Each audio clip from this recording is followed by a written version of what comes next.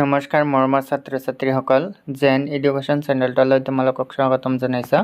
আজি আমি আলোচনা কৰিম অষ্টমমান শ্ৰেণীৰ ভূগোল আৰু অৰ্থনীতি বিজ্ঞানৰ পাঠ নং 9 মানৱ সম্পদ উন্নয়ন, মানৱ সম্পদ উন্নয়নৰ নিৰ্দেশক আৰু মানৱ সম্পদ উন্নয়নত বৃত্তিমূলক শিক্ষাৰ ভূমিকা নামৰ পাঠটিৰ প্ৰশ্নৰ উত্তৰবিলাকৰ বিষয়ে আলোচনা কৰিম। গতিকে ভিডিঅ'টো শেষলৈ তোমালোকে চাই থাকক।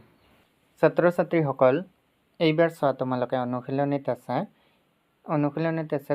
1 নম্বৰত চমু উত্তৰ লিখা। চমু উত্তৰ লিখিবলৈ কোৱা হৈছে। ক নম্বৰত আছে মানৱ সম্পদ কাক বোলে। ক নম্বৰত দেশৰ উৎপাদন কাৰ্যত কোনে অংশগ্ৰহণ কৰিব পাৰে। গ নম্বৰত মানৱ সম্পদ উন্নয়নৰ নিৰ্দেশক মানে কি। খ নম্বৰত বৃত্তিমূলক শিক্ষা কাক বোলে। আৰু গ নম্বৰত মানৱ সম্পদৰ মূল চালিকা শক্তি কি। গতিকে তোমালোকে 1 নম্বৰৰ কুৱেশ্যনখিনি এইবাৰ চোৱা। ছাত্ৰ ছাত্ৰীসকল, এইবাৰ চোৱা। ক নম্বৰত আছে মানৱ সম্পদ কাক বোলে। তোমালোকে ইয়াৰ উত্তৰত লিখিবা সুস্বাস্থ্যৰ অধিকাৰী যি ব্যক্তিয়ে শিক্ষা আৰু প্ৰশিক্ষণৰ দ্বাৰা কৌশলী আৰু দক্ষতা সম্পন্ন হৈ উৎপাদনমূলক কামত নিজকে জড়িত কৰে তেওঁকেই মানৱ সম্পদ বোলে। তাৰপিছত খ নম্বৰত আছে দেশৰ উৎপাদন কাৰ্যত কোনে অংশগ্ৰহণ কৰিব পাৰে। তোমালোকে ইয়াৰ উত্তৰত লিখিবা দেশৰ উৎপাদন কাৰ্যত দেশৰ মানৱ সম্পদে অংশগ্ৰহণ কৰিব পাৰে। তাৰপিছত গ নম্বৰত আছে মানৱ সম্পদ উন্নয়নৰ নিৰ্দেশক মানে কি। তোমালোকে ইয়াৰ উত্তৰত লিখিবা যিবোৰ দিশ লক্ষ্য কৰিলে দেশ এখনৰ মানৱ সম্পদ উন্নয়নৰ আভাস পোৱা যায় সেইবোৰকে মানৱ সম্পদ উন্নয়নৰ নিৰ্দেশক বোলা হয়, যেনে শিক্ষাৰ হাৰ, জীৱনৰ প্ৰত্যাশা ইত্যাদি। তাৰপিছত ঘ নম্বৰত আছে বৃত্তিমূলক শিক্ষা কাক বোলে। তোমালোকে ইয়াৰ উত্তৰত লিখিবা আনুষ্ঠানিক শিক্ষাৰ উপৰিয়ে যি শিক্ষাৰ দ্বাৰা উপাৰ্জনৰ পথ মুকলি হয় তাকে বৃত্তিমূলক শিক্ষা বোলে। ইয়াৰ পিছত আছে ঙ নম্বৰত মানৱ সম্পদৰ মূল চালিকা শক্তি কি। ছাত্ৰ ছাত্ৰীসকল, তোমালোকে ইয়াৰ উত্তৰত লিখিবা যে মানৱ সম্পদৰ মূল চালিকা শক্তিসমূহ হৈছে স্বাস্থ্য, উপযুক্ত শিক্ষা আৰু প্ৰশিক্ষণ। এনেকৈ তোমালোকে 1 নম্বৰৰ উত্তৰখিনি লিখিব পাৰিবা। ইয়াৰ পিছত আছে 2 নম্বৰত আছে চোৱা বহলাই আলোচনা কৰা। ক নম্বৰত আছে মানৱ সম্পদ উন্নয়নৰ বাবে ল'বলগীয়া ব্যৱস্থাৱলী। খ নম্বৰত মানৱ সম্পদ উন্নয়নৰ নিৰ্দেশকসমূহ। ক নম্বৰত মানৱ সম্পদ উন্নয়ন আৰু বৃত্তিমূলক শিক্ষাৰ মাজত থকা সম্পৰ্ক।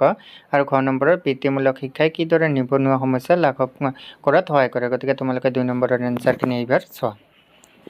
প্ৰথমে যিটো আছে ক নম্বৰত মানৱ সম্পদ উন্নয়নৰ বাবে ল'বলগীয়া ব্যৱস্থাৱলী। তোমালোকে ইয়াৰ উত্তৰত লিখিবা যে আমাৰ দেশৰ চৰকাৰে প্ৰৱৰ্তন কৰা আধুনিক আৰু বিজ্ঞানসন্মত শিক্ষা ব্যৱস্থা, স্বাস্থ্য নীতি, বিভিন্ন আঁচনি, জলপানীৰ ব্যৱস্থা, উন্নত মানৰ প্ৰশিক্ষণ তথা বিভিন্ন সা-সুবিধাৰ ফলত বৰ্তমান দেশৰ মানৱ সম্পদ উন্নয়নৰ দিশটো যথেষ্ট সবল হৈছে। অৱশ্য এই দিশত ক্ষীপ্ৰতা লাভ কৰিবলৈ আমাৰ দেশক এতিয়াও কিছু সময় লাগিব, কাৰণ ভূ আয়তনৰ তুলনাত দেশৰ জনসংখ্যাৰ ঘনত্ব বহু বেছি। ইমান সংখ্যক মানুহক একেলগে উপযুক্ত শিক্ষা, খাদ্য, বাসস্থান, কৰ্মসংস্থান আৰু স্বাস্থ্যৰ সুবিধা প্ৰদান কৰাটো বৰ সহজ কাম নহয়। এনেকৈ লিখি দিলে তোমাৰ ক নম্বৰখিনি হৈ যাব। এইবাৰ খ নম্বৰত আছে মানৱ সম্পদ উন্নয়নৰ নিৰ্দেশকসমূহ। ইয়াৰ উত্তৰত তোমালোকে লিখিবা যে মানৱ সম্পদ উন্নয়নৰ নিৰ্দেশকসমূহ হৈছে ভাগ ভাগকৈ তোমালোকে লিখিবা যে শিক্ষাৰ হাৰ। শিক্ষা ব্যৱস্থা সঠিক হ'লেহে উন্নত মানৱ সম্পদ তৈয়াৰ হোৱাটো সম্ভৱ হৈ উঠে। প্ৰকৃত শিক্ষাই জ্ঞান আৰু দক্ষতা বৃদ্ধি কৰে। তাৰপিছত দিবা 2 নম্বৰত জীৱনৰ প্ৰত্যাশা। এটা শিশুৰ জন্মৰ পৰা কিমান বয়সলৈকে সুস্থ সবলভাৱে জীয়াই থাকে তাক জীৱন প্ৰত্যাশাই নিৰ্ণয় কৰে। তাৰপিছত জনমূৰি আয়। দেশ এখনৰ মুঠ ৰাষ্ট্ৰীয় আয়ক দেশখনৰ মুঠ জনসংখ্যাৰ হৰণ কৰিলে যি আয় উপলব্ধ হয় তাকে জনমূৰি আয় বোলে। ইয়াৰ পিছত দিবা বিদ্যালয়ত ভৰ্তি আৰু বিদ্যালয় এৰাৰ বয়স।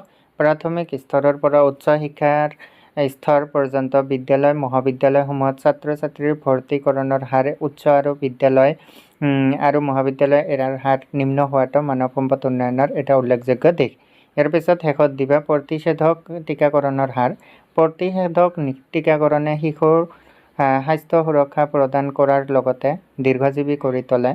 সেয়েহে প্ৰতিষেধক টীকাকৰণক মানৱ সম্পদ উন্নয়নৰ এটা নিৰ্দেশক বুলি গণ্য কৰা হয়।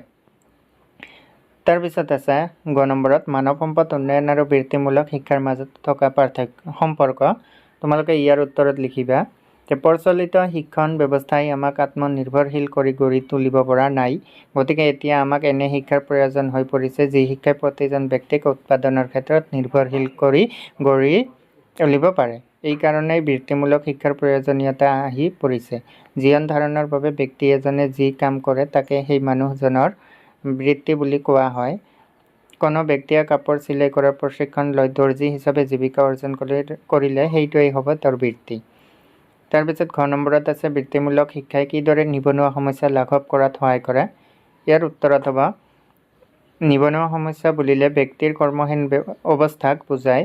ব্যক্তিৰ কামৰ প্ৰতি ইচ্ছা আৰু ক্ষমতা থাকিলেও কৰ্মৰ অভাৱত এনেয়ে সময় কটাবলগীয়া হয়। এনে নিবনুৱা সমস্যাই এটা অঞ্চল বা এখন দেশত যথেষ্ট আহুকালৰ সৃষ্টি কৰে। গতিকে নিবনুৱা সমস্যা সমাজৰ পৰা আঁতৰ হোৱাটো সকলোৰে কাম্য। এই ক্ষেত্ৰত বৃত্তিমুখী শিক্ষাই এই নিৰ্ণায়ক ভূমিকা ল'ব পাৰে। বৃত্তিমুখী শিক্ষাই মানুহক অকল উপাৰ্জন কমাই নকৰে, তাৰ লগে লগে দেশৰ নিবনুৱা সমস্যা লাঘৱ কৰি স্ব-নিয়োজনৰ পথ মুকলি কৰি লোৱাত সহায় কৰে। তোমালোকে এনেকৈ লিখিলে 2 নম্বৰৰ এনচাৰখিনি তোমালোকৰ হৈ যাব। এইবাৰ চোৱা 3 নম্বৰত আছে শুদ্ধ অশুদ্ধৰ নিৰ্ণয় কৰা। 3 নম্বৰত আছে শুদ্ধ অশুদ্ধৰ নিৰ্ণয় কৰিবলৈ কোৱা হৈছে ইয়াত। প্ৰথমতে চোৱা ক নম্বৰত আছে প্ৰাকৃতিক সম্পদৰ বৃদ্ধি হ'লেই দেশৰ উৎপাদন বৃদ্ধি হয়। প্ৰাকৃতিক সম্পদৰ বৃদ্ধি হ'লেই দেশৰ উৎপাদন বৃদ্ধি হয়। তোমালোকে ইয়াৰ এইটো এনচাৰত লিখিবা যে অশুদ্ধ।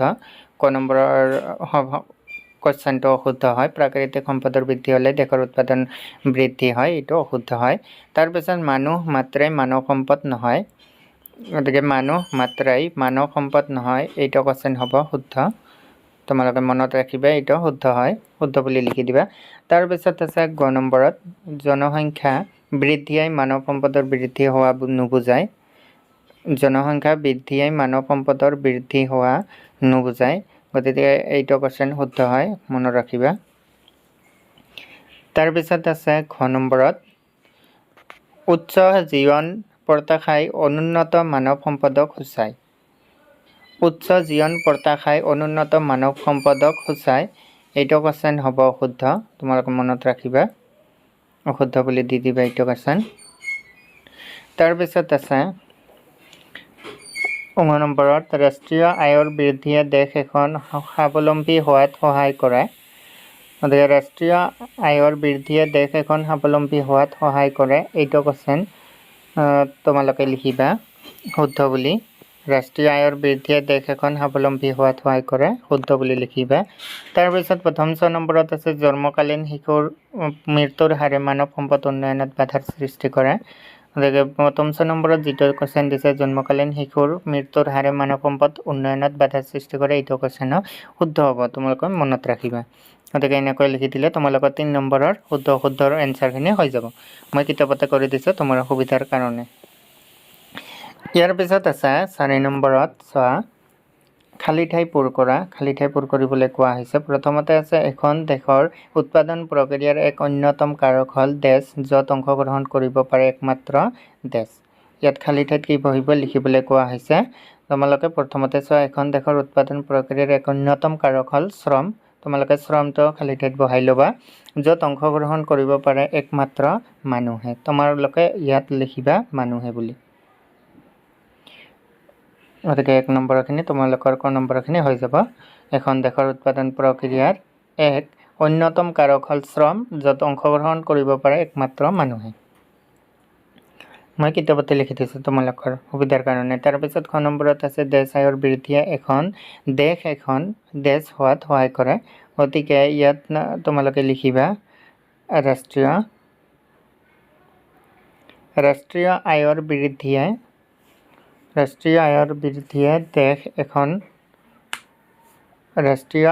বৃদ্ধিয়ে দেশ এখন স্বাৱলম্বী, ইয়াত লিখিবা স্বাৱলম্বী হোৱাত সহায় কৰে। তাৰপিছত তোমালোকে এনেকৈ লিখি দিবা ৰাষ্ট্ৰীয় আয়ৰ বৃদ্ধিয়ে দেশ এখন স্বাৱলম্বী হোৱাত সহায় কৰে। গ নম্বৰত উচ্চ শিক্ষা গ্ৰহণ কৰাৰ পিছত ইয়াত দিছে খালী ঠাইত উচ্চ শিক্ষা গ্ৰহণ কৰাৰ পিছত ইয়াত লিখিবা চৰকাৰে। উচ্চ শিক্ষা গ্ৰহণ কৰাৰ পিছত চৰকাৰে সকলো শিক্ষিত ব্যক্তিক চাকৰি, ইয়াত লিখিবা চাকৰি যোগান ধৰাটো সম্ভৱ নহয়। গতিকে তোমালোকে এতিয়া লিখিবা গ নম্বৰত উচ্চ শিক্ষা গ্ৰহণ কৰাৰ পিছত চৰকাৰে সকলো শিক্ষিত ব্যক্তিক চাকৰি যোগান ধৰাটো সম্ভৱ নহয় বুলি লিখি দিবা এনেকৈ। তাৰপিছত ঘ নম্বৰত যিটো দিছে দেশ শিক্ষা মানৱ সম্পদ উন্নয়নৰ দেশ সোপান। গতিকে ইয়াত তোমালোকে লিখিবা দেশ শিক্ষা মানৱ সম্পদ উন্নয়নৰ দেশ সোপান বুলি য'ত দি আছে তোমালোকে প্ৰথমতে লিখিবা ইয়াত যে আছে শিক্ষা মানৱ সম্পদ উন্নয়নৰ প্ৰথমতে লিখিবা ইয়াত লিখিবা গুণগত শিক্ষা মানৱ সম্পদ উন্নয়নৰ গুণগত শিক্ষা মানৱ সম্পদ উন্নয়নৰ ইয়াত দিবা প্ৰাথমিক সোপান। গতিকে গুণগত শিক্ষা মানৱ সম্পদ উন্নয়নৰ প্ৰাথমিক সোপান বুলি তোমালোকে লিখি দিবা ঘ নম্বৰটোত। তাৰপিছত আছে অ নম্বৰত বৃত্তিমূলক শিক্ষাই মানুহক অকল দেশ নকৰে তাৰ লগে লগে দেশৰ নিবনুৱা সমস্যা সমাধান কৰি দেশৰ পথ মুকলি হোৱাটো সহায় কৰে। গতিকে ইয়াত তোমালোকে লিখিবা বৃত্তিমূলক শিক্ষাই মানুহক অকল উপাৰ্জনকাৰী তোমালোকে ইয়াত উপাৰ্জনক্ষম বৃত্তিমূলক শিক্ষাই মানুহক অকল উপাৰ্জনক্ষম নকৰে তাৰ লগে লগে দেশৰ নিবনুৱা সমস্যা সমাধান কৰি ইয়াত লিখিবা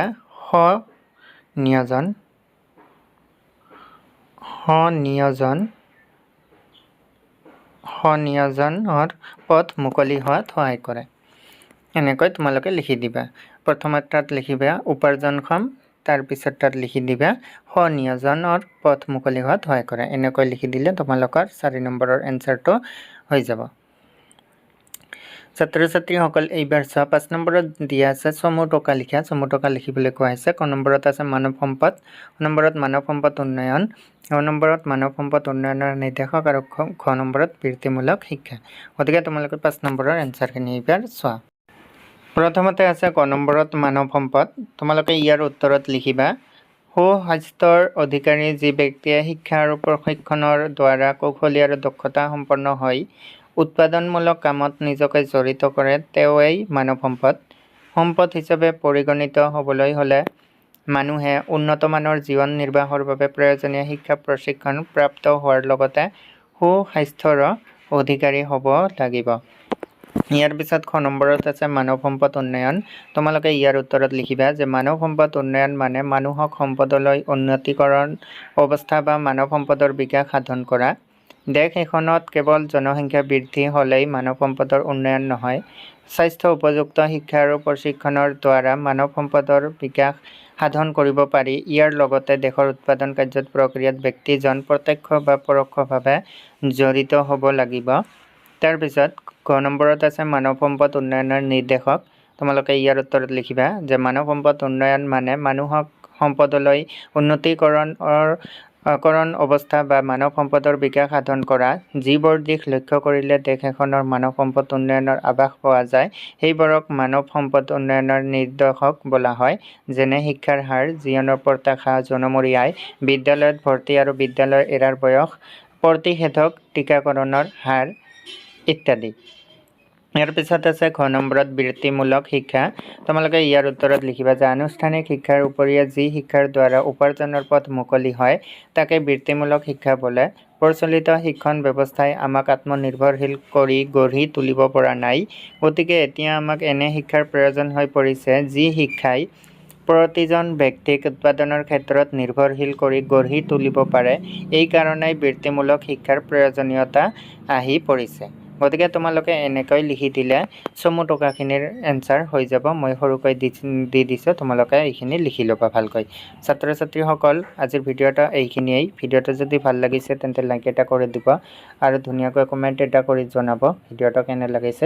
লগতে চেনেলটো প্লিজ ছাবস্ক্ৰাইব কৰি দিব। ধন্যবাদ।